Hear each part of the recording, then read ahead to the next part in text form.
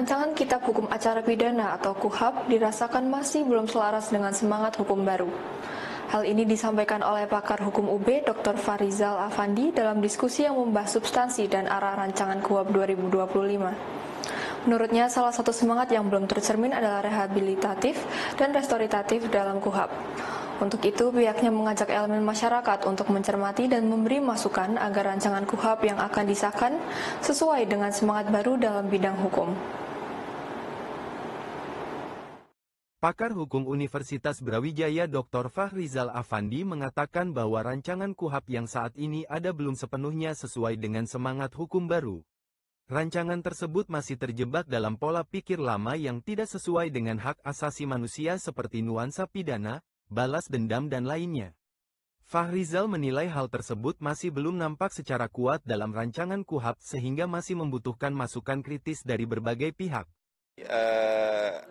RKUHAP harus disusun mengikuti semangat ya dan nilai-nilai yang ada di KUHP nasional. Kita sudah punya nilai-nilai yang baru, misalkan tidak lagi orientasinya pada penjeraan, kemudian balas dendam, pidana sebagai balas dendam, tapi lebih ke rehabilitatif, restoratif, dan beberapa hal yang lain yang baru.